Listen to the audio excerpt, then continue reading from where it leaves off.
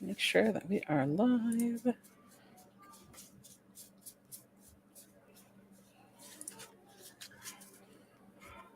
Okay. We live.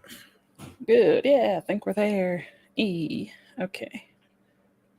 I like this background a lot. Oops. BT dubs. I just was saying oops because I forgot to change it back. Oh no, it's Do you want to great. keep it as this? No, it's dope. I think it looks good. All right. Is this your stream background? No, this is the one I've been using for our AFG things. Oh, that's right. It looks good. I like it. It's very I feel like Thanos. There you go. I'm traveling through space looking for the space stone. Can you hear like the background noise that's happening? Yeah. Whoops. All right. Let me see if I can cancel, like do noise cancellation or something. Echo cancellation. But that's all I have. Let's see.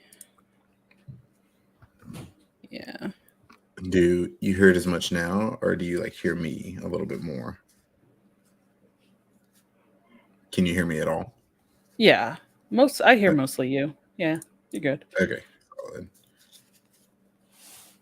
Okay.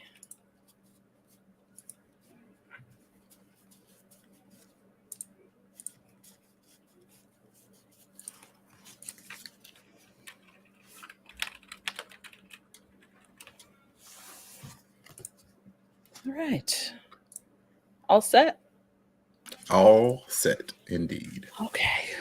Good. I am on my end too. Look, I still have my green screen up from making that video this morning too. Oh, did you? I just didn't even take it down. Okay.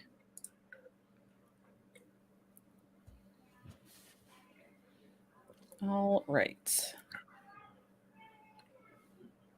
I still hear a little bit. What's that? I still hear a little bit background. I don't know how to. I wonder if I turn the volume on the mic itself down, will that work? Can you hear me? Yeah.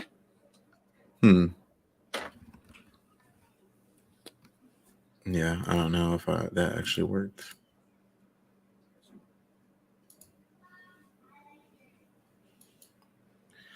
See, now that I need to soundproof my room. It's all good.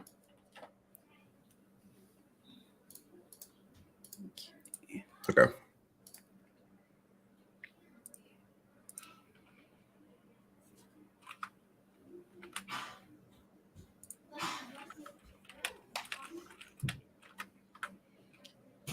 Okay. All right. Well, we'll just go ahead and start.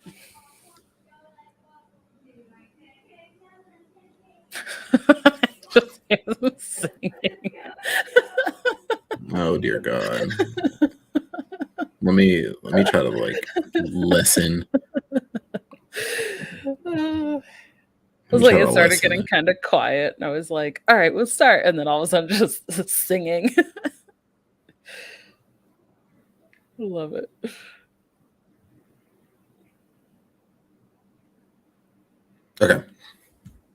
Okay. Cool. All right. Ready? Yeah. All right. I'm gonna change this number. Okay. Welcome to episode 5 of the TCCG Roundtable. We're your hosts, Dragonrider and Itachi, and not joined by anyone this week. So, yeah, I'm a little weary about that. It's all good because that's okay. Are you only weary because I told you I had a surprise for the topic? I'm terrified. Yes. So yeah, unfortunately, the guest that we did have had a little bit of some sick family. So, that happens, and hopefully we'll get them on in the future. But that means I came up with a topic, and I haven't even told Itachi what it is yet. I have completely left it as a surprise. Yep. That's what makes me so Oh, nervous, man. oh, I'm so excited. That's gonna be fun. So, that means that since we don't have a guest, we can't really do a guest little interview or anything. But Mhm, I did kind of just want to plug because I've spent the last, what is today, Friday? I've spent the last mhm, like 3.5 days working on this project and putting out a video. But I did. So we're going to kind of talk about it a little bit in the news. But okay. Hearthstone announced a new class with Death Yes. Knights. And with Death Knights, they have runes, like three different Mhm, kinds of runes. And it's kind of going to change the way the decks are built in Hearthstone for the Death Knight class. mhm, And then I don't know why I love the concept. I was like, this seems really really cool, and so I thought, what if every class had runes and had a deck mhm. building system like that? And I was like, I want to make this happen. Like, kind of even my own interpretation of it. And so yeah, I created kind of my own runes. It's like I created 9 additional runes on top of the 3 that they announced, split them up across the 10 classes, Okay. and then I went through and I picked. So each class has 3 like different runes, 3 3 runes. specializations. Yeah. Okay. So there's some overlap, but none of them have the same 3. And then I went through and I said, okay, what are some cards that might fit into these that already exist? And like, what kind of Mhm. rune, how many runes would they have? And then for each of the 10 classes, I also created an entirely brand new custom card as well on Yeah. top of that. Oh, that's dope. So That's it was, dope. yeah, it was a whole like detailed thing. So I started with like the runes, I broke it down into the classes and separated them, and then went through and was like, okay, what cards would these fit in? And made them into like graphics. So showed what they would like each card would look like with the actual rune thing under the mana symbol. Created my own cards, recorded the video, did the editing on it, and published that. So it was, yeah, thank you. It was the first time I've ever done anything like that too. Like I've never done custom cards or like design type stuff like that. So Oh, yeah. it was So, fun. fun note, I created an entire expansion, 135 cards, Oh my gosh. and I'm not very artistic, so a lot of the art I just, like, took off Google or whatever. Yeah. So, a lot of the cards still have no art, but I I did do an entire expansion once, and I thought it was a pretty good expansion. Some of the cards that I designed ended up in the actual expansion, as real cards, obviously with different names, but there was a lot of very Right. close similarities. Not that I released all of these cards, but some of them I had released on my Twitter, and that was a pretty cool experience to just see what the development of cards looked like, and then to look and see like when I looked back at the cards that I created, thinking about it, they would have been absurdly broken. They would have Some of those cards would have been ridiculous. So that was neat. Yes. Yeah, I kind of did that, and I think some of my cards I kind of purposely made powerful, but I think Right. the difference is that, and one thing I kind of learned from this experience, the way the runes work, I think actually does hugely, hugely impact the way that some of the cards got designed. Yeah. Because some of them I thought, hey, this is really powerful. So I'm actually going to put it at like a triple rune. Yeah. So Of course. you would have to like only use that, that specialization or whatever that type of It's rune in your deck to get that powerful effect. And it's the mana then biscuit with no front loading. It's the yeah, frost spell. That card is insane. I saw that guy. I was like, oh my god. Refresh yeah. 2 mana crystals. That's insane. Yeah. But it's like it was really cool because then it's like you can kind of change the way that cards are designed by adding in that additional layer. Hmm. And some of the cards I was like, do I want this at 5 mana or 6 mana? And then it's like, well, let's put it at 6 mana, but only like 2 rune requirement. Or like let's put it at Hmm. 5, but I'm gonna make it 3. So it's like also a Yeah. different way to balance the cards too, which I thought could be really interesting because it completely changed the way that I think some of the cards could be designed. So it was I don't know. It was like a really cool experience. Like I said, I've never designed cards or done anything like that. Like I've never been into custom cards. I know a lot of like there's a whole community that does that and a lot of people that do that. Hmm. But I was just so inspired by the rune system. It was like, what if they all had that and did that? And it was a lot of fun. So I think the rune system like proposes an interesting concept on deck building, and I think it proposes an interesting concept in terms of card creation as well. Because what can you do if you think about the things that are in the game now? A lot of the interactions that are possible because there's not such a restrictive mechanic. Yeah. And if there's that restrictive mechanic where you have to have two of this rune for this broken card, but also two of this rune for this broken card, and they're not the same, then those Can't play interactions can together. just not exist. And Yes. balancing a card now doesn't have to change the functionality of a card. You can just swap a rune, and now the card's balanced because the interaction's no longer possible. So that's Yeah. very, very cool conceptually. Whereas like a one rune card might become a two rune card just because of balance issues. And I think Yeah. that's a dope way to balance a class personally. Oh, that was the same with me, and that's why when it was announced, I was like so inspired. I was like, "Oh my gosh, I want to do like this whole thing." And then of course, my thought was, I don't want one of like the really big creators who get, 50 to 100,000 views on their videos, like the first day they publish. Like I Yeah. don't want one of them to do this idea first. So Yeah. that's why I was like I need to get this done. You gotta do it now. Do what they said. Yeah. It was a fantastic So idea. I can't wait to watch it. yeah, it was a lot of fun. I thought that was really cool. Um, yeah. Go on chat. Yeah, this would have been a fun topic idea altogether. That would be. We could probably use that kind of idea and talk about like game design and balance and changing things like that in another topic. I like that. For sure. But okay, well let's jump into the news and then we'll talk about that stuff because yeah, some of the biggest news, Hearthstone. We talked about last week that they had kind of this, sneak peek type of patch notes. They kind of were letting us know a little bit of the stuff. And then of course they teased that there would be a set announcement. Oh boy, there was a lot. There was a Yeah. lot that was A lot. but they didn't just like announce the expansion. They were like, here's like these 80 million things. Which we're not going to dive like super deep into all of them, but we will talk about some of them here. So obviously they announced the next expansion, which is March of the Lich King. It is coming out December 6th.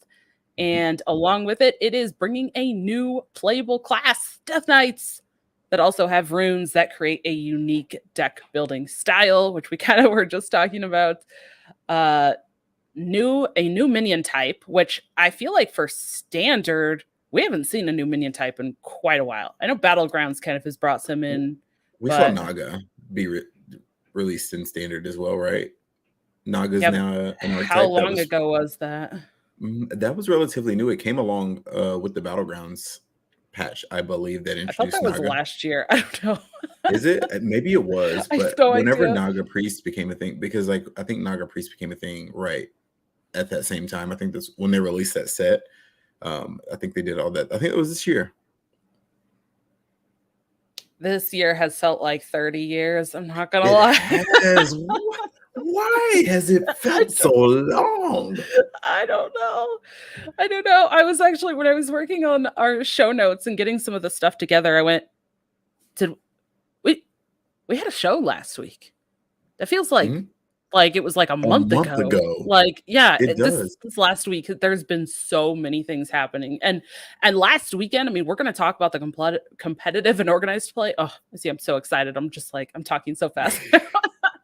Last weekend, there was like all sorts of tournaments and things happening Tons. all at once, and then all these announcements for multiple card games, all this stuff, and it's just like it's been a whirlwind. Yep. So then I don't know, it's felt like so long, but yeah, they announced the new minion type, which is undead, and they Yep. announced dual type minions, which I'm super hyped about. That is nice. I like that. I'm hype about that. Okay, they also announced a neutral spell. First time ever in Hearthstone, neutral spell. It's a legendary spell, and it's actually the card that everyone gets for free for logging in, kind of to hype up this new expansion. But I'm sure there's probably going to be more in the future if Hmm. they're finally doing this. But as a first, I like that. I like the neutral spell. Isn't it Into the Sunwell? I think is the name of the card, or something yeah, to that effect, which is essentially like yeah, it's done well. evocation for mage, except for any class now. Hmm. 9 mana, cost one less for each card you have in your hand, right? And it adds Yes. just like random spells to your hand. They don't disappear though. Hmm. That's so cool. So it's like it's this huge Yeah. refill mechanic, and it seems like it's really good at four cards in hand because you pay 5 mana and you get a handful of spells that just don't go away. I think that's really good. Yeah. It's pretty interesting. I don't think I've seen anybody playing with it yet, but we'll see. I'm definitely gonna. Um, I haven't booted up a game of Hearthstone yet, but like 4 mana for draw 5 is kind of good. I think that's good. you're too addicted to Marvel Snap over there. What can I say? I like playing games where I am clearly favored every time I click play. Oh, is that what it is? Okay, okay. I believe it though. You're like too good. I've been playing and I'm like, I suck at this game. I'm I caught so a I bad caught at a it. I caught a hard stuck when I started experimenting because I wanted to like build something different. And then I was like, you Mm, know what? These decks are the best decks for a reason. So I went back to playing the best decks and then I started climbing again. But I don't play as much as I played the first couple of days. But so I haven't yeah. like gained a ton of ranks. And I win like one cube at everyone retreats so early. So like I'm like winning 1 and 2 cubes for I can't get anybody to I can't swindle anyone for 8 cubes. It just hasn't happened in a No long time. cubes for you. No cubes for me. Well, okay, you mentioned it being new. Well, how about something else that's new? They also Hearthstone. I'll just you know bring us back to where we're at. Hearthstone, still in that. They also announced signature cards, which Mhm. are they're very interesting. They're not necessarily full art, but that's kind of the direction that they're moving in. You see more of the art than a typical Hearthstone card, but it's not necessarily as full art as like the Magic card like full Mhm. arts have been. So it's kind of like an in between. But it is new to Hearthstone, and um, they're very like specialized. They're only going to be launching or like releasing 18 of them with the upcoming expansion. So it's not every single card is going to have one of these. And it doesn't change anything about the card. It's just the actual like the The visual art. Yeah. aspects. Yeah. I don't know. How did you feel about the signature cards? I think that that's insane. Like I think that it looks awesome. Same with the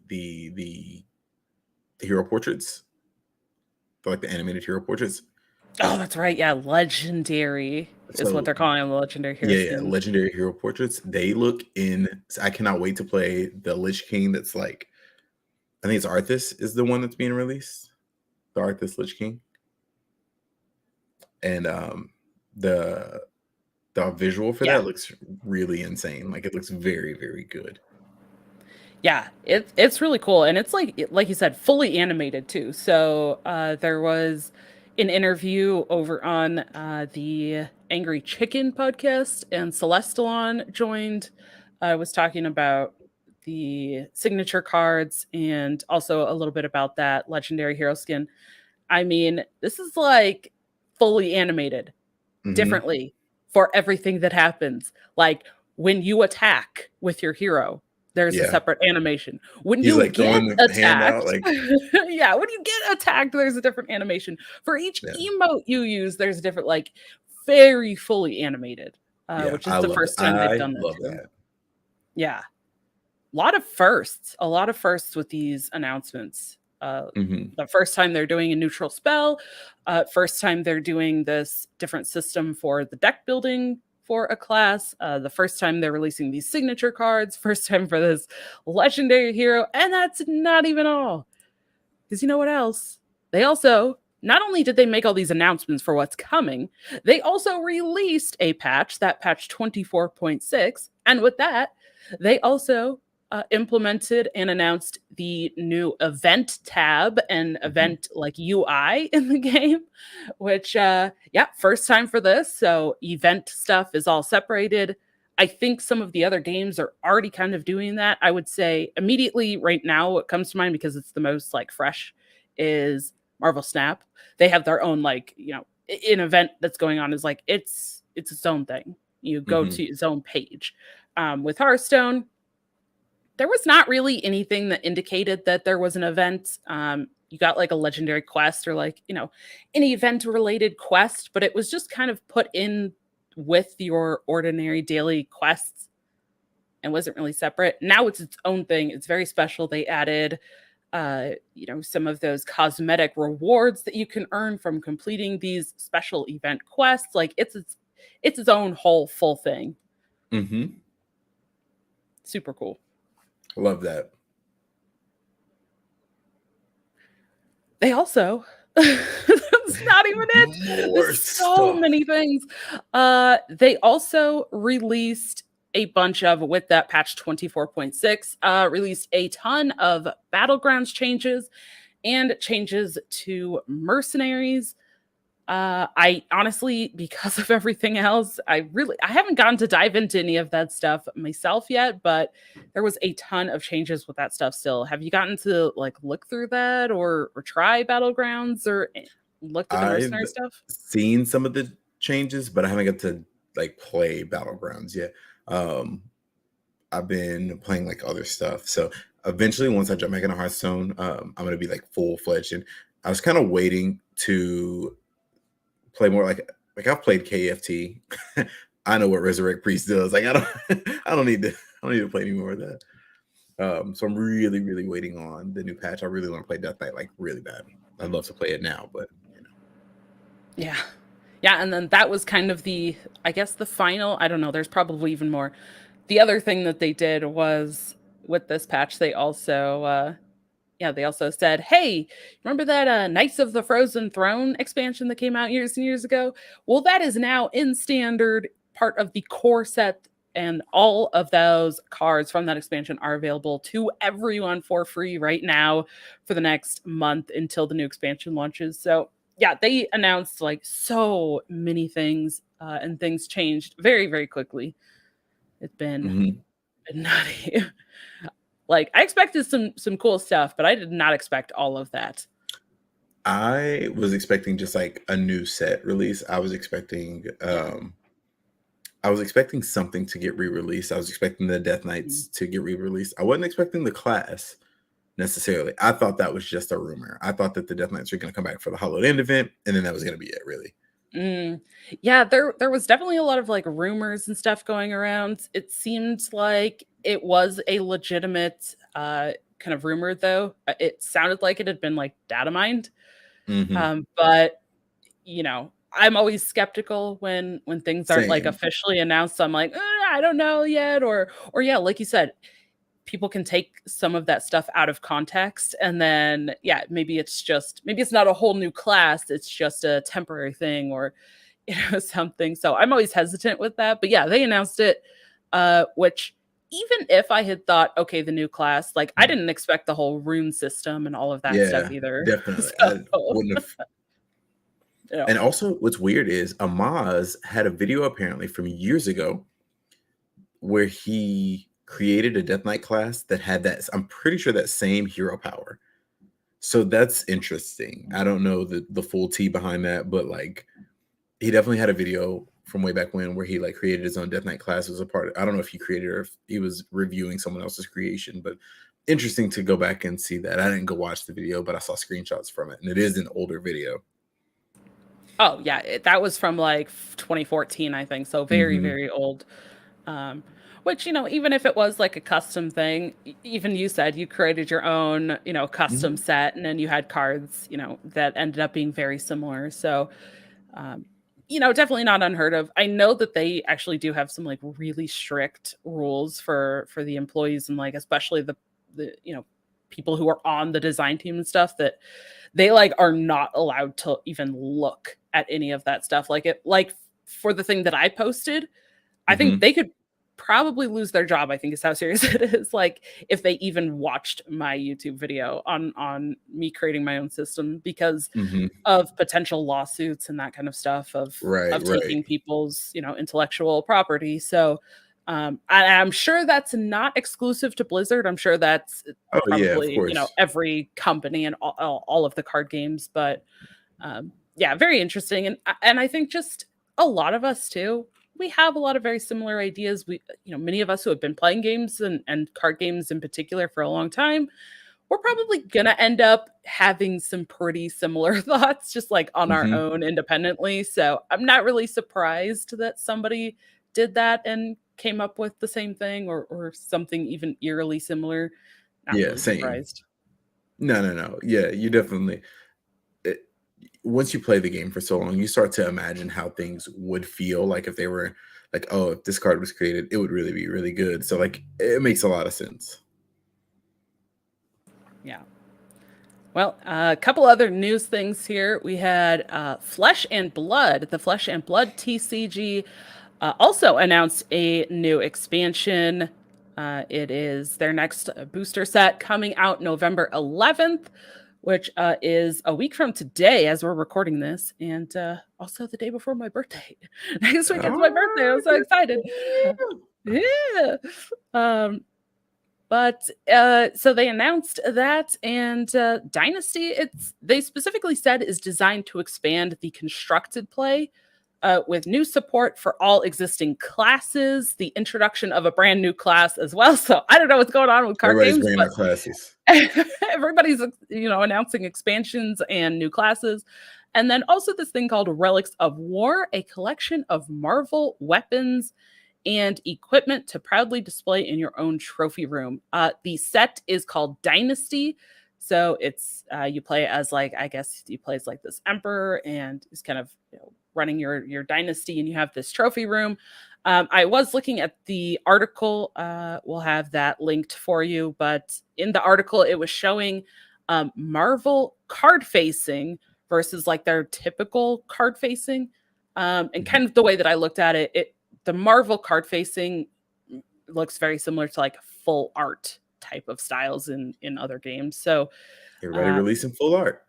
that's it. Well, and if they're paying these artists and people love the art, and Yeah, definitely. especially, when art makes the card so recognizable or distinguish, from card game to card game, Mhm.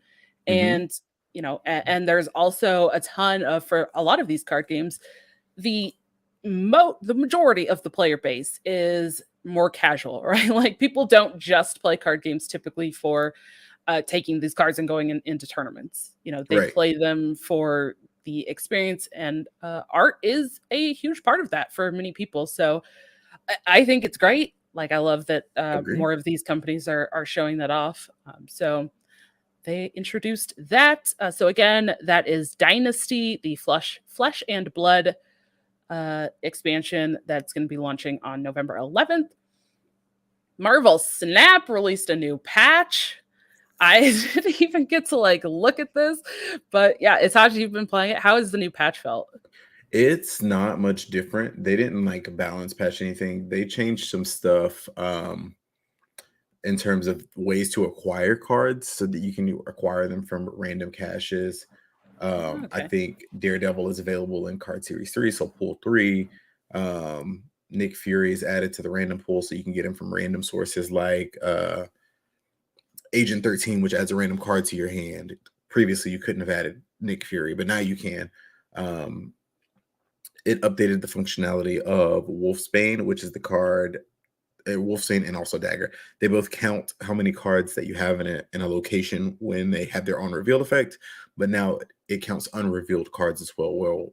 Whereas before it did not count unrevealed cards at all. It does count unrevealed cards.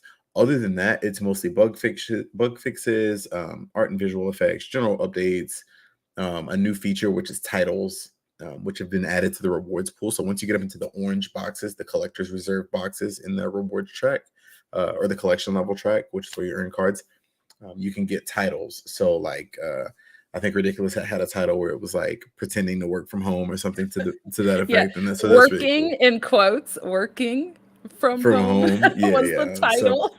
In Yeah. terms of the play of the game, nothing much really changed. I didn't peruse to see if they fixed the bug that caused me so many cubes where if you played Heimdall, it would like nullify the opposing player's ongoing effects. It was so weird. I have no idea why I was doing that. So yeah, hopefully it fixed that. I didn't check. I feel like I saw something about that. I don't know if I saw that in the patch notes or on Twitter, just because like that's where I try to find a lot of this news. I feel like I saw something about that though. I don't I know. don't There's see so it. many things. There's I'm so many upset. things in here. I don't see it in the patch notes, and now I'm upset. Oh no. Is it in the known issues at least? There were some PC issues, known PC issues that were kind of weird. They still are Mm, known PC issues. So yeah, there are some that got fixed, but here we are. yeah. And I don't know. I feel like that's already a lot of news. I definitely could have missed something across some of the other games for like specific news related stuff. We talked last week about Magic's expansion that was announced. Mhm. So that will be coming in about a week and a half from now. I think it's launching in MTG Arena on the 15th, and then uh, physically on the 18th, if I Mhm. recall correctly. So that's, Magic's next expansion there. Um, but I'm going to kick it over to you now, Itachi. What do we have for the competitive and organized play? Yes, so we've got the Magic World Championship 28 winner Nathan Stewart. He was crowned as the world champion last weekend. That was a fantastic showing of skill. Nathan played Grixis mid range. He was the only player in top four to play Grixis mid range. Everybody else played Esper mid range. If you're familiar with Magic, you know what that is. Um, but yeah, he was the only Grixis player in top four. So he lost to eventually the person he played in the finals. So he lost to an Esper player from the US. He went to the losers bracket and then won his way through the finals. So he eventually beat the player that he lost to. So that's super awesome. Congratulations to Nathan Shore, 2022 Magic World Champion. It is insane as an accomplishment. Um, Flesh and Blood TCG is hosting their first ever World Championship this weekend in November 4th through 6th in San Jose, California. The link for that will be below. So that's an interesting concept as well. That Flesh and Blood is releasing a new set. They're having a world championship for the first time, so they're really Yeah. trying to settle their name into the CCG/TCG area. It's being streamed and casted and everything as well. They have like a lineup of like five, I believe five talent for like their casting and stuff as well. It's being streamed, and then in that article that we have linked, they have like a bunch of side events. Like it's a whole big event that they're hosting. They've got like some of the developers of the game and Oh like some wow, of the artists and stuff are all there to like, chat with people and like sign cards and play mats and all that kind of stuff too. So oh like sick. they're making it a huge event, kind of like the Magic World Championship, right? That was also aligned with Magic 30 Hmm. events. So yeah, kind of Flesh and Blood doing something very similar. That like it's a big whole event. They've got like multiple side tournaments and all sorts of stuff going on at the same time. I love that. I love that because Yeah, World Championships should be a massive grand scale event, in my opinion. I've gone to the Yu-Gi-Oh! World Championships a couple times, and they've just been like this really big event where even if you're a spectator, there's tons and tons of stuff to do, people to yeah. see, like side events and exclusive merchandise. So that I love that. I just love that. I To be forgot to put in rewarded, there it's a $300,000 prize pool too. oh, 300K for Flesh and Blood TCG Yeah, Worlds. That's a lot of moolah up for grabs. yeah. Um, Also, Battle Spirit Saga, which is a physical card game from Bandai coming in spring 2023, announced a $1 million prize pool recently. So I made the conscientious decision that I'm going to learn Battle Spirit Saga in 2023. That is not up for debate. It will 100% be a game that I learn. How about you? Are you going to learn that game? Oh my god, as soon as I saw that on Twitter, I was like, 1 copy mil paste as with I'm an like M? posting them on the Discord. I was like, all right, who's doing this? Who's We playing this doing this, game? Because we playing this game. we doing it. Um, Let's go. Yeah, additionally, that's oh, go ahead. massive. I was Yeah, just like, that's it's huge. I mean, I just said Flesh and Blood 300,000. I mean, we've talked about some of the other ones. I think what was the World Magic the Magic was 500K.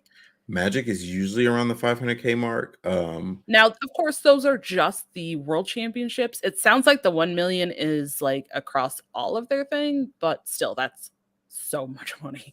Well, Nathan specifically won $100,000. So I'm not sure what the rest of the prize pool was, but Nathan specifically won 100K and the title of world champion. So that is pretty nice. And he also won with my favorite planeswalker, which is Liliana of the Veil. So I love Liliana. BT dubs. Yes. Thought you should know that. Uh, Additionally, one piece of news is Yu-Gi-Oh had a Yu-Gi-Oh Championship Series or YCS last weekend, and Chris LeBlanc, a friend of mine, was crowned champion of that YCS. That is his fourth YCS win. That is 4 majors. Very, very few people in the history of any card game have won 4 majors, but Chris has won 4 YCS events. So almost 10 years to the day from when he won his first one. So 10 years, he took a couple years hiatus in the middle of that, and then still came back to the game and won another event. So that's insane, absurd player, one of the best of all time. So congratulations to Chris LeBlanc. He played Sprite Tier Limit. So his deck list is available if you search online as well. He's done a ton of deck profiles and stuff recently. So that's awesome. Also, there will be a world championship for Cardfight Vanguard very soon. One of my friends, his name is Noman Irfan. He is qualified for that world championship as well. That's a guy I grew up with playing Yu-Gi-Oh! And he switched over to Cardfight Vanguard, and now he's qualified for the world championship in that for the second time. That'll be a second time going to Worlds. So that's an awesome accomplishment as well. I thought I'd throw that in there. So yeah.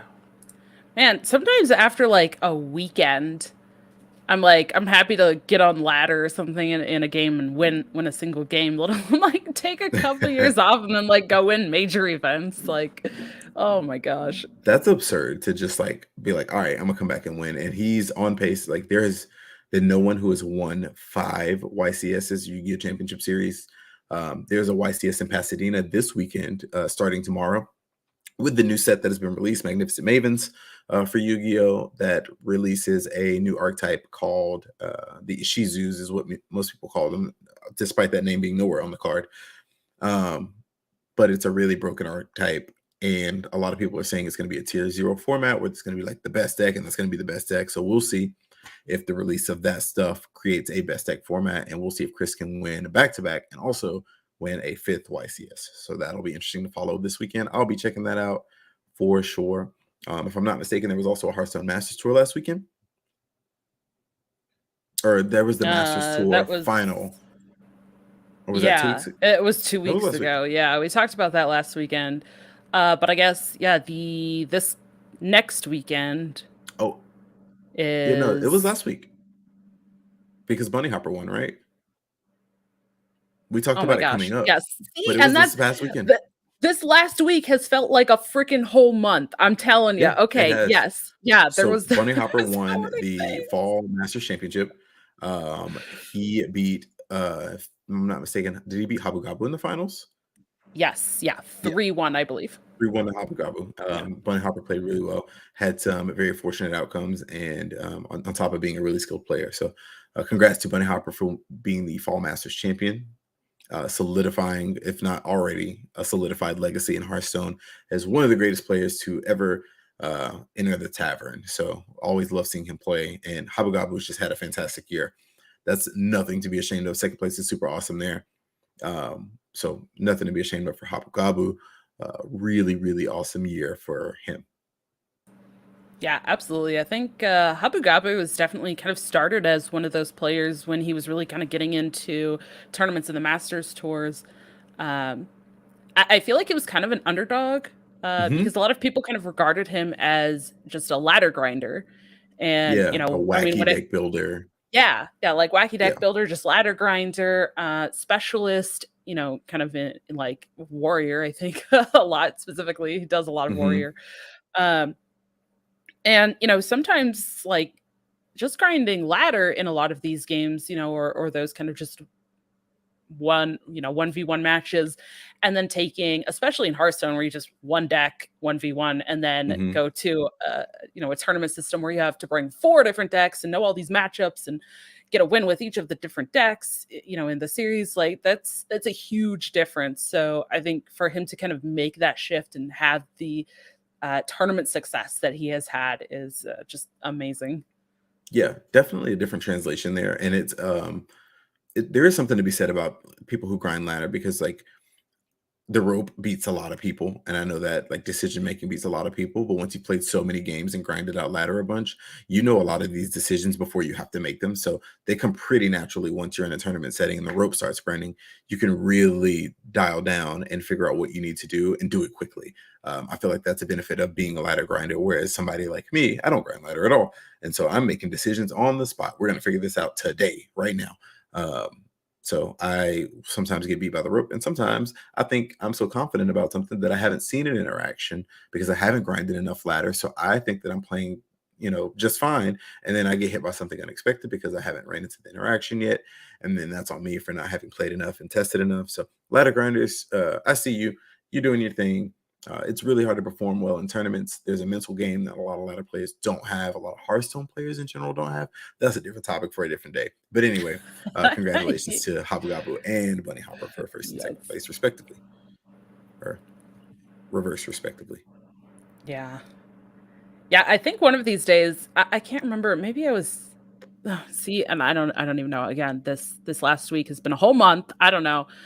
I can't remember if it was that we were talking about it, if I was having a conversation. I don't even know. Uh oh. Somehow I was talking to somebody, we were talking about kind of the difference. Maybe it was when I was casting. That's got to be what it was last weekend when I was casting. Um we were talking about the difference between ladder and tournaments, and like, Hmm. yeah, I mean, on ladder, like, I've kind of fallen into this little bit of a trap. It can be really easy to just stick with one deck and just be like, well, this is the deck I Hmm. know. But especially again for Hearthstone, the formats for tournaments are very different. So you can't just have one deck. Some games, some card games do that, right? Where you just take one deck and you have to like play a best of three with that single deck. That's what you submit. That's the format. But Hmm. Hearthstone is a bit different. Like you have to know so many more decks and so many more matchups. Yeah, And yeah, I was thinking about that, and I definitely think that that is yet another topic that we'll have to dive into in one of these episodes. 100%. Yeah, there's a lot of nuances into competitive play versus like semi-competitive ladder play or casual play, which ladder for some people can be super competitive. I get Yeah, when you're going for a finish, but for the mass majority, obviously 90 to 99% of players, they're playing ladder for fun. They're just playing casually. So when you get in yeah, that top 1%, the upper echelon of players, it's like a different experience, and it can be preparation for tournaments, and it can also be a detriment to your tournament experience because you're used to these casual players. And one of the things that I used to pride myself on was being able to differentiate between when I sat down at a table and I was playing against a casual player, and I sat down against a player who was well established and knew what they were doing. I knew that they were going to play a different game. I knew that they were going to bluff better. I knew that they were going to, present a play that they might not have had. So it's very interesting. That's another topic for another day. And I know that a friend of mine, Chris LeBlanc, the one that I said that won the 4YCS, that's something that we could talk about for an hour. So we'll save that for another day. and if if you're listening, you can tell, right? We're passionate about card games, just a Little little bit, bit. little bit. Well, you know what? Speaking of that, I think it's time for this surprise roundtable topic. Are you ready for this, Itachi?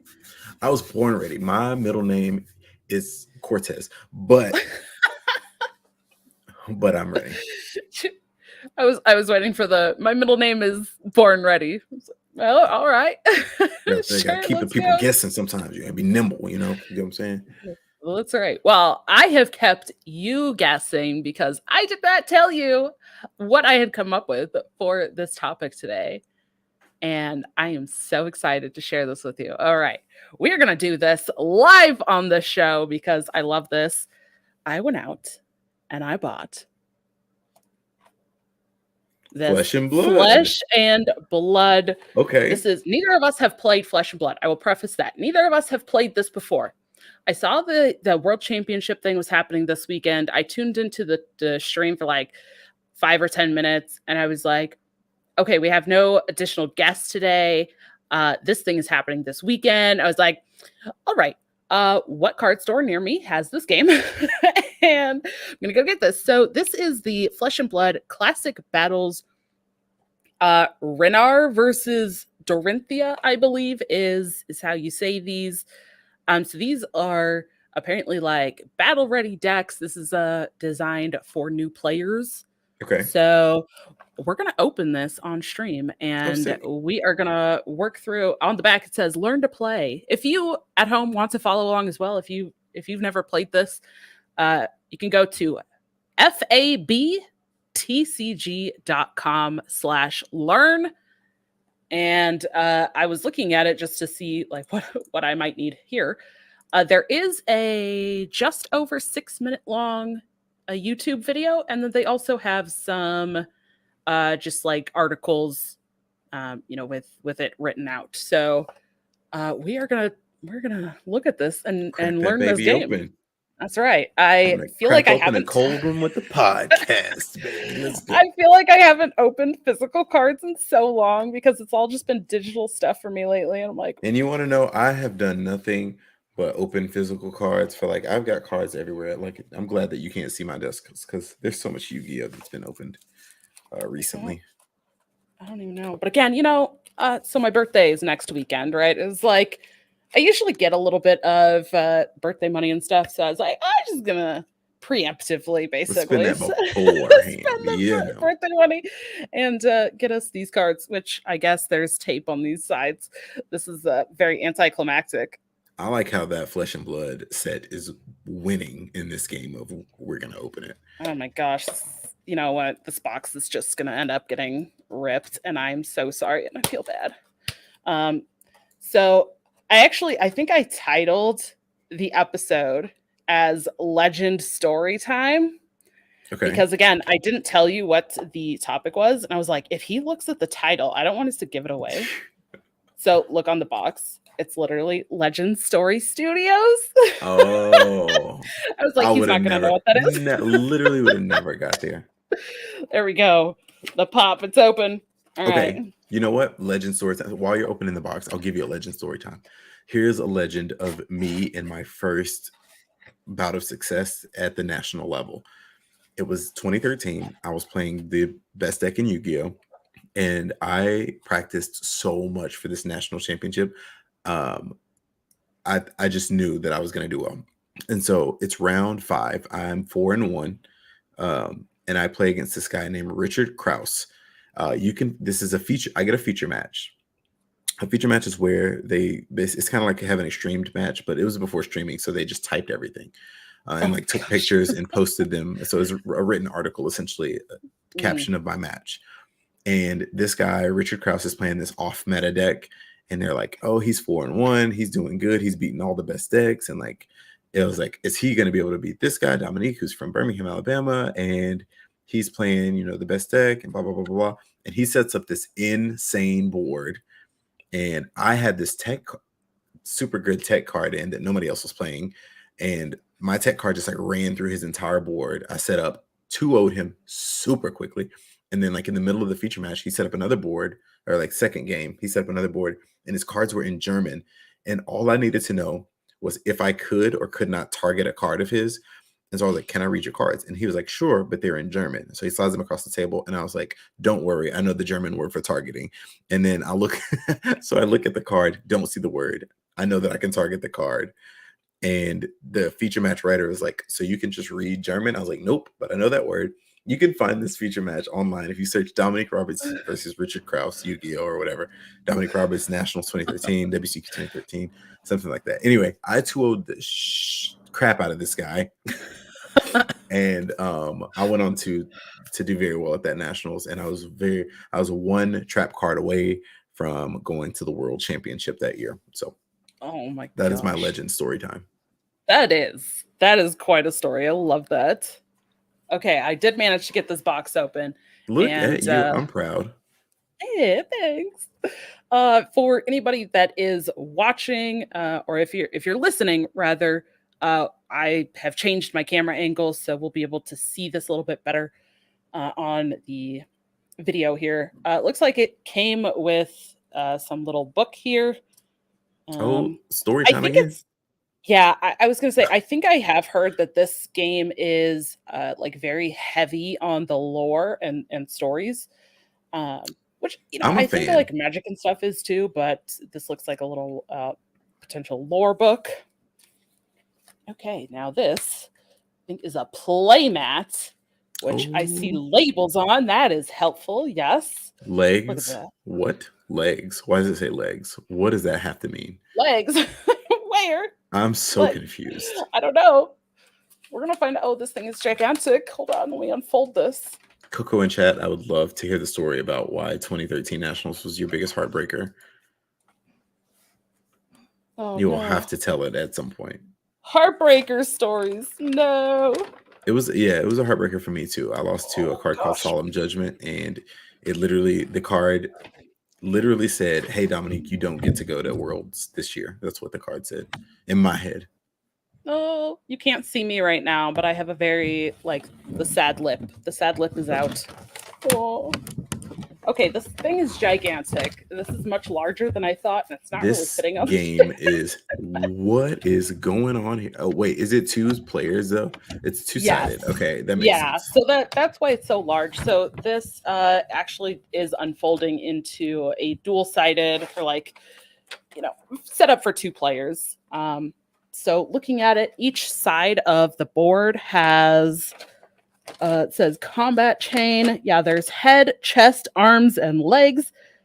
Then there's a weapon, and under that it says you can attack with your weapon every turn by paying the resource cost. Your weapon returns here when the combat chain closes. There's a hero spot, another weapon spot, an arsenal. At the end of your turn, if your arsenal is empty, you may put one card from your hand face down. You can only play cards from arsenal. Then on the other side, there's a graveyard, deck spots, banished, and a pitch spot. Pitch cards from your hand to gain resources equal to the pitch value. At end of turn, put cards in the pitch zone on the bottom of your deck. Okay. All right. Interesting. So neither of us really know what those mean, but Nope. Not a clue. And there are two decks in here. I want the girl. Okay, that is Dorinthia Iron Song. She's got a cool card. I would have. Oh, see, she looks dope. I would have went and bought one of these so I could have like had the cards over here, and that would have been so dope. I'm sorry, I should have told you about it. Do you want to know? Do you want to know what I was actually doing up until like right when it was time for the podcast? I can't say this too loud because I don't want my kids to hear. But there is an item. My child's birthday is coming up, my youngest child, and there was an item that she wanted, and we were on the hunt. When I say this thing is so popular, and all of us like we saw it everywhere for the last few months, and she's wanted it the whole time. And all of a sudden, we go today to find it, and it's nowhere to be found. Every store is sold out, and it's a $60 toy. But people have scalped it and are now charging like $120. And we're like, okay, this is insane.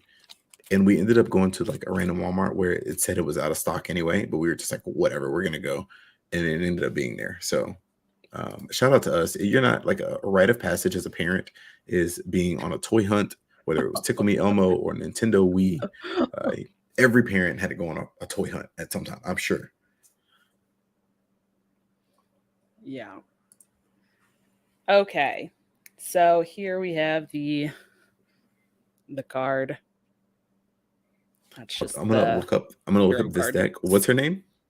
Dorinthia, Dorinthea.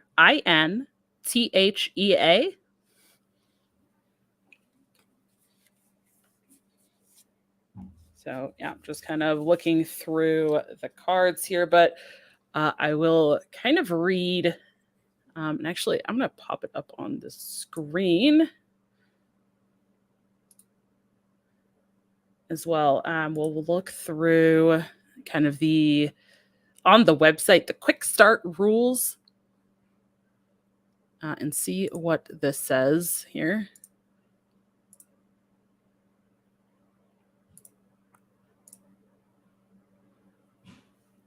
All right. So on these quick start rules, we recommend that both players use a hero deck and young hero cards with the quick start rules. Not sure what that means. There is some setup steps here. Put your young hero card and their weapon into the arena, the play area, which we saw on this kind of board, or this play mat. Set aside any equipment cards you have. They will not be used in the quick start game. Shuffle all other cards into your deck. You'll need to keep track of your hero's life, which is the number text, the number next to the green symbol in the bottom right corner of your hero card. So I'm not really sure if she is the hero card herself. I think that's just some art. So, okay, here is the hero herself. A little bit hard to see that. But in the bottom corner, there is at green. And next to that, this one says 20. So I guess for Dorinthia, this starting life is 20. You randomly decide who plays first, and then each player draws cards equal to their hero's intellect, which is the number next to the blue symbol in the other corner. And for Dorinthia, it shows 4. 4. Okay. I have all the cards pulled up. So I'll just look at the cards for the deck that I have.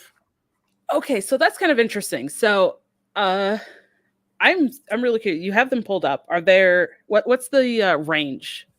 Can you see other like hero cards? What do you mean? Like, do you see other cards similar to this? No. Your young hero card and their weapon. I just see the Dorinthia Quicksilver Prodigy. Okay. I'm just kind of curious because that's very interesting. So you're starting life based on what hero you're playing, and then the cards that you draw at the start of the game are also based on the hero. So that to me, like just this hero thing and what you draw and stuff, very interesting. That's already kind of different from other card games. Yeah, it's very different. Okay.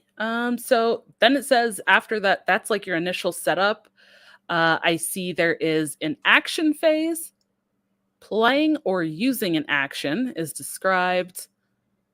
Attacking is described here. And reacting. Think fast. Damage. So we can read about winning the game, ending the attack, and then ending your turn or filling your arsenal. So immediately I'm kind of getting impressions that this is very much like some other physical cards. And I think, I think we've had some similar conversations to this, but, with digital card games like Hearthstone, it's a lot easier for the developers there to kind of put in randomized effects and different things like that. Whereas these, physical cards can't really do that. So, they really have to lay out the steps and stuff that you have to take during your turns. Okay, so in the action phase, getting into the action, most of the excitement of Flesh and Blood occurs during the action phase.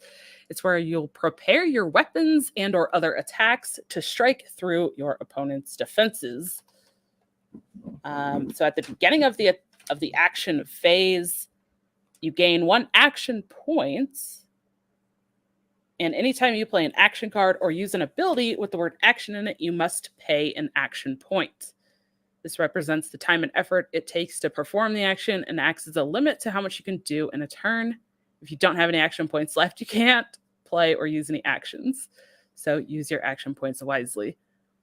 Interesting. Okay. Have you ever played a game that uses something like that? I mean, I guess it's considered as like a resource. Yeah.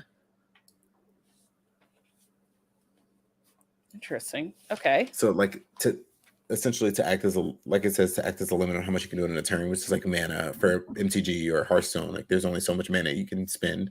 So I guess there's only so much in terms of action points that you can spend, right? Yeah. And it also does note you don't usually need markers to track your action points. So I'm guessing it probably doesn't accumulate like a ton every turn. Right. But then it says here, many actions in the game have the text go again. When an action with go again resolves, you gain an action points. And these usually appear on cards that help you set up for a big attack or on attacks that are so quick that you're able to get in another one straight away. And it does note that action points go away at the end of the turn if they're not used. Okay. Okay. So playing or using an action says first select the action you'd like to use. Usually this will be your weapon, your hero ability, or an action card in your hand. The resource cost is the number inside the red circle in the top right hand. Okay. So some of these cards have a little action. It's really hard to see the number there. Like this one, Warrior's Valor, has a circle at the top that has a 1 in it. It also does have that go again tag on the card. So, okay, so that's how many action points you have. Now you must, let's see. And it says you must spend resource points equal to the resource cost. If you can't pay the resource cost, you can't use the action, which, yeah, very reasonable. Seems straightforward. Managing your resource points wisely is a crucial part of winning in Flesh and Blood. Resource points are usually produced by pitching cards from your hand to your pitch zone. To pitch a card, simply place it face up into your pitch zone. It produces resource points equal to its pitch value. So the number of the red resource symbols in the top left, which can be 1, 2, or 3. So resource points only last until you spend them or the turn ends, then all unused resource points are lost. So you pitch cards. So this confuses me. Is there 2 separate resources that you have to use to do a thing? So it sounds like the resource points in the top left, in the circles, there's like circles that are filled in. Yeah, I see those. So you pitch your card and you get that many Resource points. But you also, so like there's an action that you'd like to use.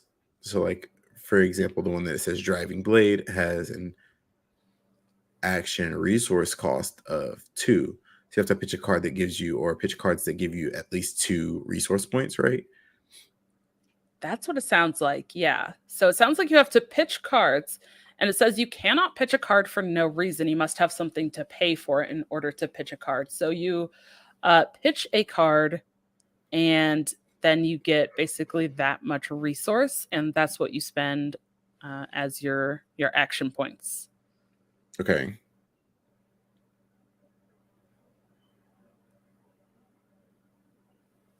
Okay. So that's really interesting, like having to kind of pitch cards. And on the little playmat again, under the pitch, it says pitch cards from your hand to gain resources equal to the pitch value.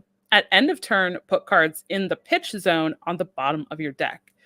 So this is a really kind of interesting resource, right? Like, this Yeah, it seems so different. is. Like, so you're having to kind of get rid of stuff from your hand to generate the resource to play other cards from your hand. But then at the end of the turn, they go to the bottom of your deck. So it's not like you're not discarding them. Okay. It says this is a quick start guide. This is not quick. Yeah. Yeah, this is the quick start apparently. It does seem a little bit more involved for sure. So we would both start with, essentially, we would both start with 20 life and 4 cards because both of our heroes have 20 life and 4 intelligence, right? Yes. I'm pretty sure. Yep, 20 and 4. So Reinar and Dorinthia both have 20 and 4. And then you set aside your equipments, it looks like.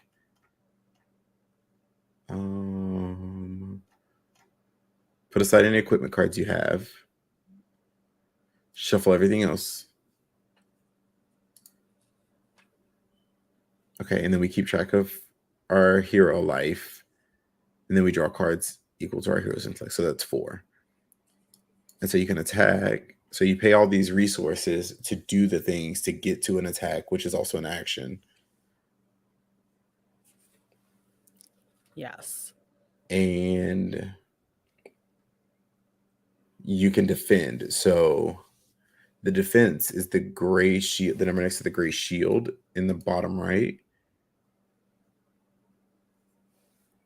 Okay, so like Once you've declared your attack and let them know how much power is coming at them, they can choose to defend with cards from their hand. Okay, you block from your hand. So they can place any number of cards from their hand into the combat zone as long as they have a defense value or are not defense reactions. So it does not cost resource points to defend. Yes. So it's the attack power minus the total defense power. And it says while defending is important, it also reduces how many cards you have available to attack your opponent with on the next turn.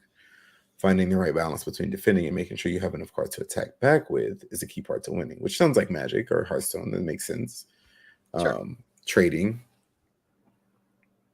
Once the defending player has chosen their cards to defend with, if any, it's time for reactions, which are special cards which are only played during attacks. You play attack reactions when you're the attacker and defense reactions when you're the defender. Playing reactions is very similar to playing actions. You must pay the resource cost and pitch cards if necessary, and you place the reaction card into the combat zone, immediately resolving their effects. The attacker gets the first opportunity to use as many attack reactions as they wish, and then once they're done, the defending player can use any number of defense reactions, adding their defense value and resolving any abilities on them. If the defender plays any reactions, the attacker can respond with more attack reactions and so on until both players decide to give up on life. At that point, the attack resolves. It's time to go play Monopoly. Gotcha. Okay. That sounds very much like a stack in Magic. Like, yeah, you kind of like, okay, you play something and then you play a counter and then you get to, play something else. Then your opponent plays something and then until nobody can play anything. And then it kind of just all unfolds. Okay, so it looks like after all of the stacking, you just add up all the attack value minus all the defense value, and that's how much damage the defending hero takes. As long as at least one damage was dealt, this attack has hit. At this point, any abilities that require the attack to hit resolve get your opponent 0 life to win the game. So if it hits for 0, so like if you even out your blocking, then any effect that means the attack had to hit does not hit. So 0 attacks are not attacks. Cool.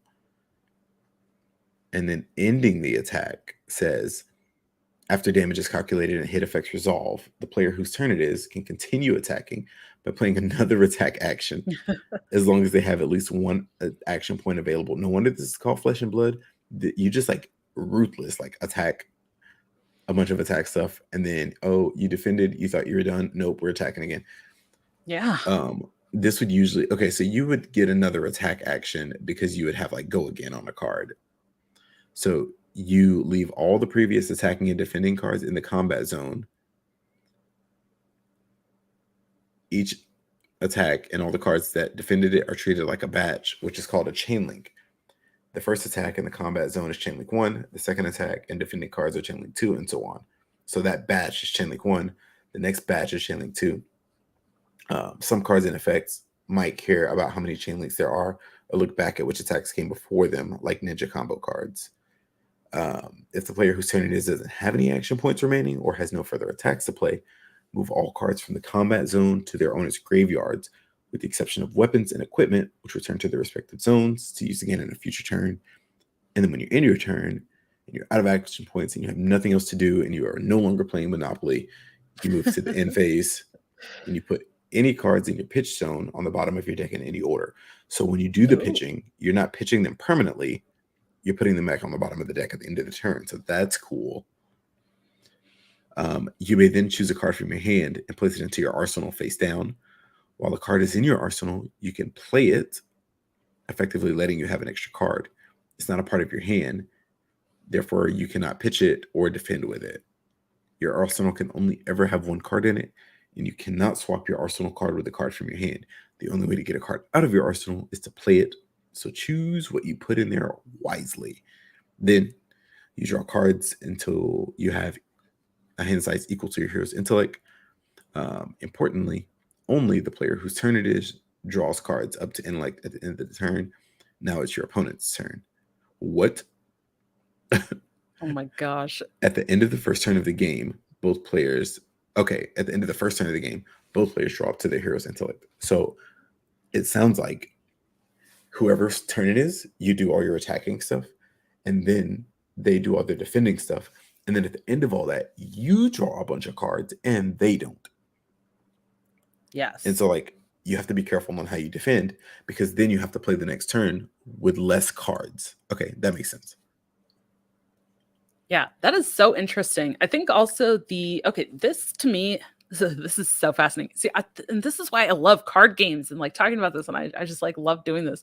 So now I can make these comparisons, right? Whereas like, okay, I'm recognizing some aspects that you might see in Magic, right? Like essentially their chain is kind of like a stack in Magic. Correct. But the alternating attack and defending thing reminds me of Legends of Runeterra. And the attack token that is in Legends of Runeterra. So I think this is making sense now, kind of after looking through it and then kind of comparing it to those other games. Like, okay, now I kind of see where this is. But of course, there's, it's got its own differences. The hero and having, the weapons and the different stuff there. And now the head, chest, arms, leg thing makes way more sense. So those are like armor pieces and stuff that you're going to have for your hero. And so, yeah, okay. So it looks like for the quick start, we don't play with the armor pieces. Right. Yeah. Okay. I think those would just be put aside. It does say equipment are cards that begin the game in play like weapons do. Now, for this quick start game that's like trying to teach you, you wouldn't. But before the game starts, each player can choose up to one head, chest, arms, and leg equipment card to begin in play. Okay. And then those equipment pieces provide various options for players in the form of instant, action, and reaction abilities. So, like, for example, I'm looking at this. There's an Iron Rot helm. It looks like it has one shield. And it says Blade Break. When the combat chain closes, if this defended, destroy it. So that's some sort of, different type of ability. This Blossom of Spring is a chest piece that doesn't have any armor on it, but action, destroy Blossoms of Spring and gain, I think, just one of the resource, the red. So that's kind of interesting. So these pieces have different effects.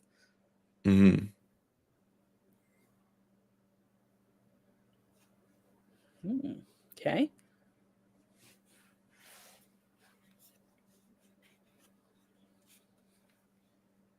This is really interesting. How do you feel about the pitch mechanic for the resource? It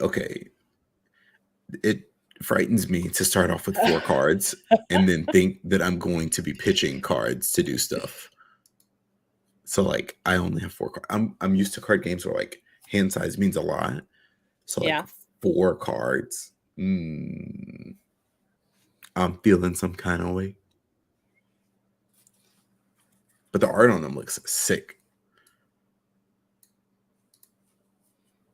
Oh yeah, Like this art looks great. Dorinthia I, herself looks awesome. Like fantastic art on that card.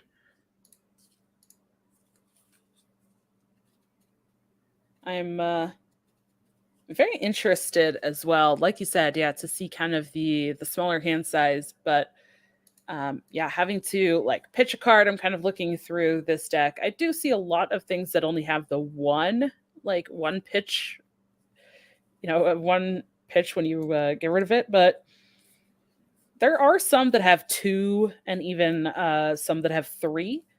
So I Mm-hmm. think, first turn, you might have something that has 3. You pitch it, you get 3 resource, and then you might be able to play, 2 of your cards from your hand. Yeah, that's 3 of your 4 cards used. But Mm-hmm. I think there's enough in here that you're going to be able to, just looking at it, you'll be able to pitch probably only 1 card or 2 to be able to play your other stuff. So there's a good chunk in here that's 2 and 3. Hmm. And a lot of these things seem to only So cost 1. There's some that cost 0 to 0, play. yeah. So it looks like the Dorinthia deck is based on building your weapon attack up and then attacking multiple times. So to make a comparison, it kind of seems like Doomhammer Shaman from Hearthstone, where you like want to make a big old weapon and then swing a bunch of times. Because like a lot of the effects that I'm reading are like your next attack gets go again and then also go Mhm. again. So you keep gaining action points and adding weapon attack. So like sharpened steel is 0 to cast. It says your next weapon attack gains +3 and then go again. So like another action. And so that's cool. Yeah. So reading it, being like, okay, wait, we have to get, you only got 4 cards. You have to get rid of something to play things. That seems really weird. But But you yeah, start with looking the at it, hero and the weapon in play, right? yes. Yeah. But it does look like it is designed. I mean, again, we're kind of analyzing this as people who've played a large amount of card games, and we've Mm-hmm. never touched this one. Um, but it does look like you'll pretty easily be able to actually play cards. It Yeah. doesn't seem like you're probably going to have a lot of times where you're like stuck, where you're like, wow, I can't pitch anything with enough Yeah. value to play any cards. It does look, at least this deck does look like it's created where you'll be able to do things. Yeah. It looks cool. Like wanting to play it. Yes. Yeah, and it's kind of interesting just looking at I'm going to pull up the tournament webpage again. So it's looking at it for the tournament.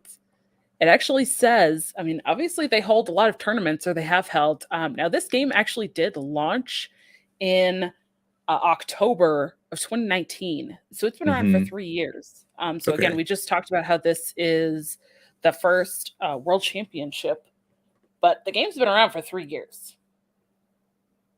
So that's a thing. But it says on the webpage for the championship, 50,000 armory events, 2,000 skirmishes, 600 pro quests, 500 road to nationals, 64 national championships, 18 callings, and 2 pro tours. Oh wow. And it culminates. So They've like had like a ton of I events. yeah, so I don't know exactly like what each of those means. Obviously, we've never played this before, right? So like we can't be like, oh yeah, like armory events. Like I don't know what that means. No idea what that Um, had none. but yeah, like you said, I mean that's a lot of events that they've had over the last 3 years. So interesting. I want to actually like try this out and play it. and see what tournaments they have. Hopefully, actually be able to like travel to some.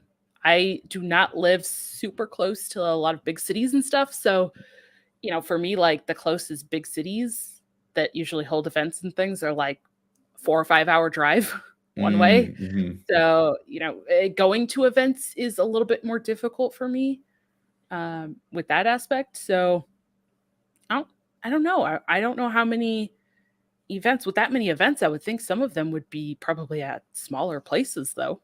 Mm-hmm.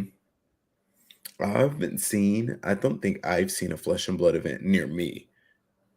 And if I have, maybe I've just like blind-eyed it where I haven't paid attention because I don't know I don't play the game.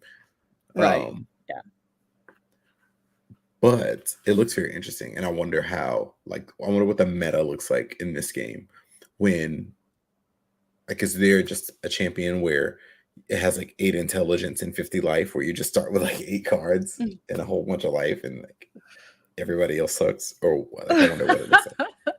I don't know. Like my instinct is that if there is a card like that, or like a hero and deck that's built around that, the cards that go with that are probably more costly. Like you Yeah, probably probably. get more Yeah. cards, but they probably cost a lot more to play. Yeah. That would be my instinct without knowing anything, but I don't know. I just this without being able to actually like sit down and play it, this is a little bit difficult, but I don't know. I figured neither of us have played this. I will They have the buy world championship, and like, let's look at it. I will buy this starter deck. We'll play on Discord. Yes, yes, absolutely. I'll I see sleeve it that. up. Yes, I should have gotten sleeves. I need to get some. I just have sleeves Again, everywhere. I'm sure. I just don't play a lot of physical card games, so like I don't have a need for them. But if I'm going to have some, then absolutely, I will need to get some. Um, but yeah, I like this concept though of like having the hero and the different stuff and how the health and how many cards you draw is based on the hero. That's a really intriguing concept to me. Yeah, because it starts your entire deck off completely different than any other person who's playing a different deck. So Yeah. that's conceptually that's really awesome because like you get so much information out of in terms of what's going to be in your opponent's deck before you start playing. So like you know what hero they're playing, you know how many cards they're going to start with, you know what kind of cards will be in their deck based on what their hero is, right? Yeah. Yeah, and I'm really now they do have obviously these are kind of just the starter decks. They have several sets out, and then we talked about in the news segment that there's another one coming out. Dynasty is Hmm. launching next week on the 11th. So of course there's cards to build, and I think I saw it's like it's a kind of odd number of cards. I think it was 247 or something. In the Something wacky expansion, like that. Yeah, it's a very it wacky number. is. Yes. Here we go. Yes. 247 card set. These So cards look cool though. I'm wondering if the last several because when I was out getting this, I think I saw like 3 or 4 maybe sets. Is there So that many? They have that I many think sets? I think so. Card galleries. They have the History Pack 1, Everfest, Tales of Aria, Monarch, Crucible of War, Arcane Rising, and then the Welcome starter decks. So one, two, besides the starter decks, one, two, three, four, five, six sets, and then that'll be a seventh one. Oh no, an eighth one because they also have Uprising. So I don't know if those all have the same amount of cards. If they do all have like 247 cards, that's a lot That's of a lot. cards. That's already a lot of cards. Yes. I'd imagine some of those might be like smaller or something. I don't know. Maybe they're all the same, but really interested. They do have there is an article here. I'll actually put uh this No, there's a page. ton of cards. There's a Okay. lot.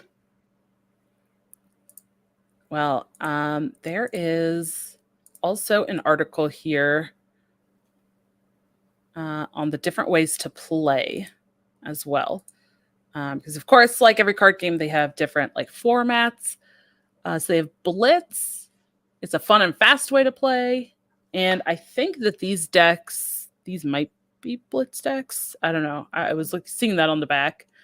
Um, they have Classic Constructed.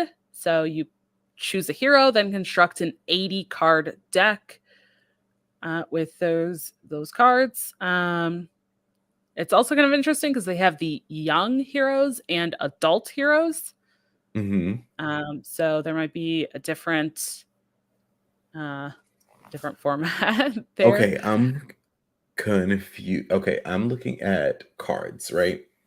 They have cards that do the exact same thing. So for example, I'm looking at this card called Sigil of Permafrost. Each copy, there's 3 separate copies of it. And okay, so the cost or the resource they give you, the number in the top left corner, your pitch resources that you get. So like there's a copy of Sigil of Permafrost where if you pitch it, you get 1 resource point and it has 4 defense when you block. There's a copy of Sigil of Permafrost that gives you 2 resource points if you pitch it, but has 3 defense. And then there's a copy that gives you 3 resource points, but only has 2 defense if you block with it. They all have the exact same effect, but they have different defense and pitched resource values. So that's interesting. It's super interesting. Oh, okay. You know what that reminds me of? That reminds me kind of actually what we were talking about kind of at the top of the show with the rune system, where like you can slightly change a card. Now, this is a way to have essentially 3 versions of the same card, but they're still slightly different because of, changing those aspects. That's really interesting. And they released them as like Sigil of Permafrost 1, 2, and 3, which 1, 2, and 3 being the amount of resource points they give you for being pitched. Oh, wow. But they all exact same art, exact same effects, exact same costs. So that's super cool. So maybe that also contributes to why there's so many cards in a set. Because you get like every card, not every card, but there's a lot of cards that just have multiple 1, 2, or 3 varietals. Interesting. They also have cards that are double-sided, like the young hero, and then the heroes are young heroes, and then like the the older versions, the double-sided cards. I wonder if they count those as 2. I don't know. Because like for Elemental Wizard, which is a subset, like a class almost, 1, 2, 3, 4, 5, 6, 7, 8, 9. They only actually have 10 cards, but because of the 1, 2, and 3 on certain cards, there's 3, 6, 7, 9, 11, 15, 19, 23 cards. So more than double the amount of actual. So there's 10 individual cards, 10 cards with different effects, but because of the splits, there's 23 cards. So it more than doubles the amount of cards. So you might essentially have like 120 cards per expansion, but because of the 1, 2, and 3s, it makes it like more than that. Interesting. Okay. And of course, they have like these different formats. Right, Blitz is like a fast mode. They have your classic construct your own deck. They've got the sealed deck formats, booster draft, and the ultimate pit fight, which is a multiplayer. Kind of sounds like a starter thing, but it's like it says it's an action-packed casual multiplayer format, bringing a host of new and exciting interactions and experiences. Made possible by the dynamic of group play. UPF, Ultimate Pit Fights, uses young heroes, with players bringing to the table a 60-card deck and an inventory of up to 20 weapons and equipment to choose from before the game begins. Oof. So, interesting. Now they have, you can gain XP at official events. So I'm sure we will have to look into that and see. You can also get a gem player ID. That definitely reminds me of the old school DCI number, and I'm Hmm. enticed by that idea. Oh, that's great. I want to check it out. I'm gonna look and see if there's events near me. Let's see. There are there are events near me. 7 days away. 7 what? 7 days away. There's Oh, armory okay. events. I was thinking that the way you said that and talking about how far away things were, and then 7 days, I was like, it'll take you 7 days to get there? Traveling? I was very confused. Oh no, 7 days by horse. And was this Game of Thrones? That's crazy. That's crazy. Oh, no. Oh, okay. Well, thank you for bearing with me there, Itachi, through this, surprise, topic. No, this is awesome. It completely introduced me to a game that I had no idea about, and it looks interesting enough to like want to pick up and try. I can see what it's about. I'm definitely interested in what the game looks like. So, yeah, I'm glad I had the chance to like immerse myself into it for a minute. And it looks like the artwork looks so cool. I cannot get over how good the artwork looked. If you just look through the gallery of the cards, I can already see like how when you like play World of Warcraft or something like that, where you pick a class because like especially as a kid, you're like, this class looks really, really freaking cool. Yeah. For me, I'm already seeing like draconic and elemental wizards look so insanely cool. Like they look absurd. The artwork is just amazing. And then there's like draconic ninjas, and what person didn't want to be a freaking ninja? It's just it's a lot of the cool stuff going on here. Yes. Yeah, I'm definitely very interested, and you know, like I said, it felt like a really interesting time to check the game out with them having their first world championship. So Yeah, for it's like, sure. okay, I didn't realize. I know it's been around for a while, but I didn't realize it was 3 years old at this point. Hmm. And then with their now, obviously they've kind of built up some sort of player base, and they're having this championship. I was like, all right, I think it's time to finally like check out Yeah, what this check it game out. is. You know, Um, super fun. yeah, I Maybe will next time say too. with a play. Yeah, I was gonna say too the blitz mode that's made to be fast. It says a typical game of blitz is fast paced, lasting 10 to 15 minutes. So, I mean, That's I not think bad. especially for a card like a physical card game, that's pretty quick. Yeah, So yeah, that's very fast. awesome. Yeah, I'm excited to check this out now. That's cool. Again, I I cannot stop looking through the gallery. Just look through the gallery for specifically Uprising, this set Uprising.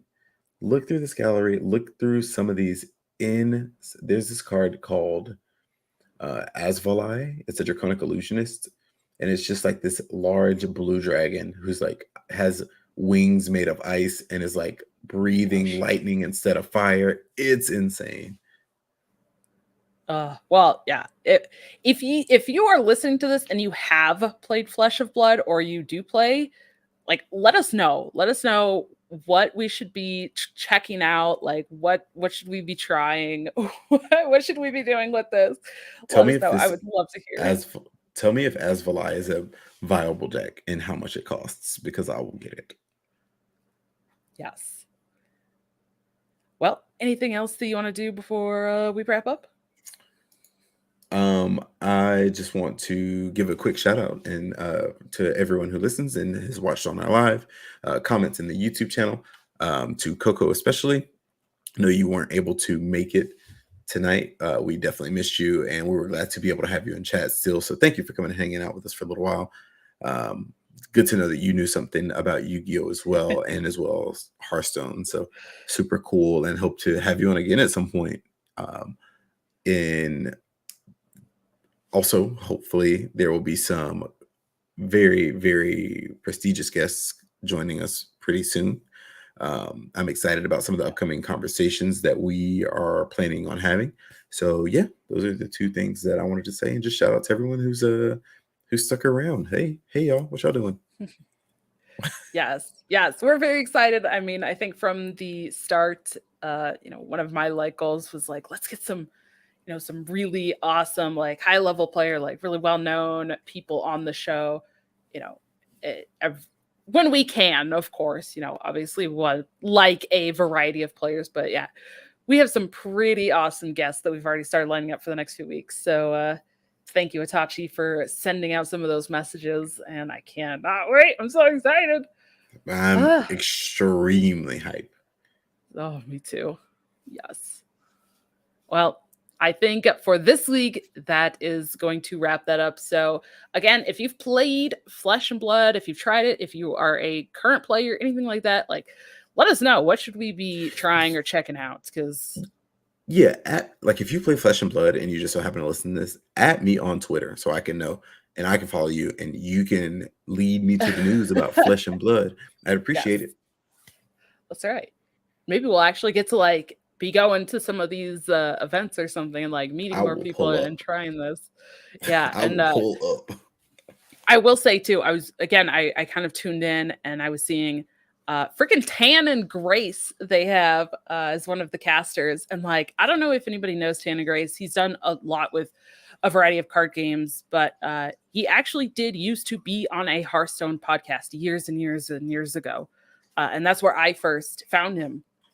And now it's like I've seen him over like since leaving Hearthstone and leaving the Hearthstone podcast. He's like done a lot of magic stuff and a lot of other stuff. So I was like, "Oh, I know him. I know that guy." Oh Like wow. it's really cool to like see all of the kind of connections that people have in the card game sphere. So I was really excited about that. So like more connections. Let's meet. Let's chat. Let's who knows where we're all going to be with card games in 5 years down the road. So 100%. Yeah. yeah. So message us, email us at tccgroundtable@protonmail.com. Follow us on Twitter, twitter.com/TCCG Roundtable. And in our top pinned tweets, you can find the link to our Discord. Did I mess it up? No, no, no. Okay, I was like, Just oh giving a no. visual representation. See. So did I mess it up again? Oh, just nobody knows that, right? Oh, it's fine. But join us in our Discord. We post, been trying to like post this kind of stuff in the Discord with all these news and links and stuff. So you can join us in there. Check out the video version. My camera's been all over the place this episode because I was showing stuff, and now I feel like I'm just a floating head at this point, but it's fine. So if you are listening to this in podcast and you want to check out the hilarity of my camera today, check out the video version over on my YouTube at YouTube dragonrider TCCG. Everywhere you can find audio podcasts. And then this week, I think I'll plug since you mentioned it. Yeah, head on over to Twitter and reach out to each of us, Itachi_HS. And you can find me at twitter.com/ or at on Twitter at DonnieDK. I can't talk anymore. DAWNIEDK. Oh, goodness. It's Friday. I need a weekend. The weekend is here. Weekend is here. That's right. Time for cards. Let's go. Time for cards. Weekend. Yeah. Well, thank you so much to everyone for joining us this week, and we will see you at the roundtable. Peace out, everybody.